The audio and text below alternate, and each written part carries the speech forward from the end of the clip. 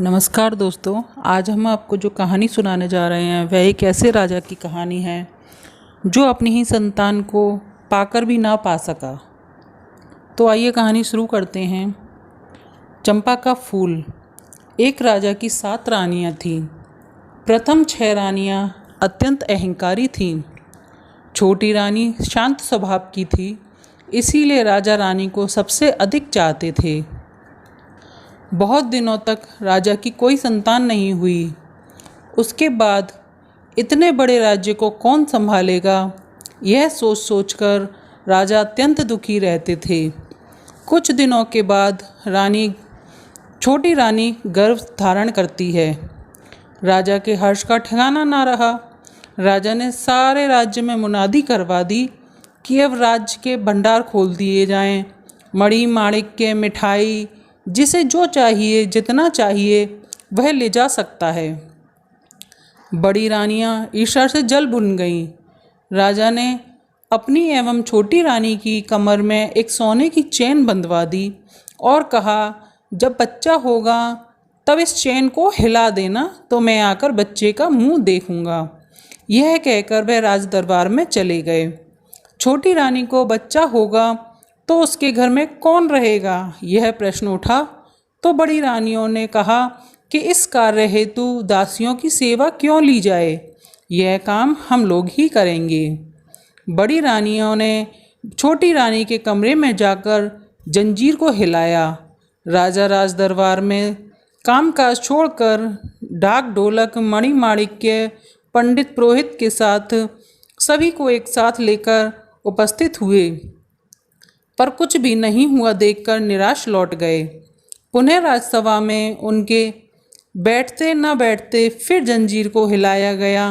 राजा पुनः दौड़कर आए। इस बार भी कुछ नहीं हुआ। गुस्से में राजा ने कहा, जब कुछ हुआ ही नहीं तो जंजीर क्यों हिलाई, मैं सब रानियों को काट कर फेंक दूंगा। यह कहकर वह चले गए। छोटी रानी ने एक करके 7 पुत्रों और 1 पुत्री को जन्म दिया। सारे बच्चे चांद के टुकड़े, फूल की कली जैसे लग रहे थे। उनके जन्म लेते ही सारा कमरा प्रकाशित हो उठा। छोटी रानी ने धीरे से पूछा, दीदी कौन सी संतान हुई है? बड़ी रानियों ने छोटी रानी के सामने मुंह बिचकाकर हाथ नचाकर कहा, संतान ना हाथी। तुमने तो कुछ चूहों और मेंढकों को जन्म दिया है। यह सुनते ही छोटी रानी बेहोश हो गई। निष्ठुर बड़ी रानियों ने जंजीर को नहीं हिलाया और वे चुपचाप षड्यंत्र करने में जुट गईं। उन लोगों ने एक गमले में 8 नवजात शिशुओं को डाला और पिछवाड़े के बगीचे में एक गड्ढा खोदकर उसमें दफन कर दिया। लौटते समय कुछ चूहे और मेंढक के बच्चों को एक टोकरी में डालकर ले आईं। उसे छोटी रानी के समीप रखकर जंजीर को हिला दिया। राजा फिर ढोलक, गाजा बाजा, मणि माणिक्य, नौकर चाकर, पंडित पुरोहित सबको लेकर पहुँचे। बड़ी रानियों ने गमगीन होकर अपने आंसू पोंछने का अभिनय कर चूहे और मेंढकों के बच्चों की टोकरी को राजा के सामने रख दिया। उसे देखते ही राजा क्रोध में आग बबूला हो गए। उन्होंने तुरंत आदेश दिया कि इन चूहों और मेंढकों को जमीन में गाड़ दो, और इसके साथ ही छोटी रानी को उन्होंने राजमहल से बाहर निकलने का हुक्म दिया। बड़ी रानियों की तो खुशी का ठिकाना ही नहीं रहा। उनकी आंखों का कांटा सर्वदा के लिए दूर हो चुका था। छोटी रानी को तो उन लोगों ने राजा से मिलने ही नहीं दिया और उनका राजसी वस्त्र उतरवाकर उसे दासी की तरह भटकने के लिए मजबूर कर दिया। दिन बीतने लगे। बड़ी रानियों के तो मज़े ही मज़े हो गए, पर राजा उदास रहने लगे। उनके मन की शांति छिन गई। उन्हें किसी काम में मन नहीं लगता था। राजा के बगीचे में फूल नहीं खिलते थे। राजा ने पूजा पाठ भी करना छोड़ दिया था। एक दिन एक अद्भुत बात हुई। राजा के माली ने देखा कि बगीचे में चंपा के साथ और चमेली का एक फूल खिला है। उसने राजा को आकर यह बात बताई। राजा ने उसे आदेश दिया कि वे फूल तोड़कर लाओ। आज उन्हीं फूलों से मैं पूजा करूँगा। माली फूल तोड़ने बगीचे में गया। उसे देखते ही चंपा के फूलों से कहा, सात भाई चंपा जागो जागो। तभी सातों चंपा के फूलों ने एक साथ कहा, क्यों बहन चमेली, हमें क्यों बुला रही हो? चमेली बोली, राजा का माली आया है, उसे फूल तोड़ने दोगे या नहीं? देखते देखते चंपा के सातों फूल ऊपर उठ गए और उन्होंने एक स्वर में कहा, नहीं देंगे नहीं देंगे, और ऊपर उठेंगे। पहले राजा आए फिर फूल देंगे। यह देख माली अवाक रह गया। उसने ऐसा चमत्कार अपने जीवन में कभी नहीं देखा था।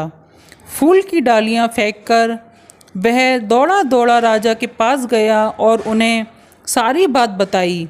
सुनकर राजा आश्चर्यचकित रह गए। तुरंत सभी सभासदों को वहां उपस्थित हुए फूल तोड़ने राजा जैसे ही आगे बढ़े, चमेली फूल ने चंपा के फूलों से कहा, सात भाई चंपा जागो रे चंपा। चंपा के फूलों ने कहा, क्या बात है, क्यों बहन, किस लिए बुला रही हो? चमेली बोली, राजा स्वयं आए हैं, उन्हें फूल तोड़ने दोगे या नहीं? चंपा के फूल और ऊपर उठ गए और एक स्वर में बोले, नहीं दूंगा नहीं दूंगा, फूल नहीं दूंगा, ऊपर उठूंगा और ऊपर उठूंगा। पहले राजा की बड़ी रानी आएगी तब फूल दूंगा। यह कहकर चंपा के फूल और ऊपर उठ गए। राजा ने बड़ी रानी को बुलवाया। बड़ी रानी शंख बजाती हुई फूल तोड़ने के लिए आगे बढ़ी। उन्हें देखकर चंपा के फूलों ने कहा, नहीं दूंगा नहीं दूंगा, फूल नहीं दूंगा, ऊपर उठूंगा और ऊपर उठूंगा। पहले आए मंझली रानी, फिर दूंगा फूल। राजा ने मझली रानी को बुलवाया। फिर एक एक कर सारी रानियां आईं, परंतु फूल ऊपर उठते गए।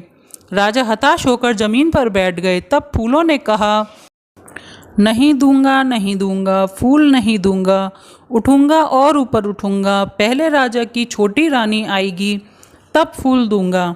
लेकिन छोटी रानी को कहाँ से लाया जाए? राजा ने उसकी खोज में नौकर, रक्षक, सिपाही सभी को चारों ओर भेज दिया। सभी ने उसे ढूंढना आरंभ किया।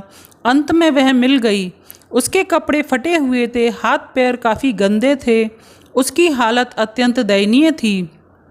उसी हालत में वह फूल तोड़ने के लिए आगे बढ़ी। चमत्कार हो गया, सारे फूल एक करके नीचे आ गए। चमेली फूल भी उसके साथ नीचे आ गया। चंपा के सातों फूलों से एक एक सुंदर राजकुमार और चमेली के फूल से एक अपूर्व सुंदरी राजकुमारी प्रकट हुई।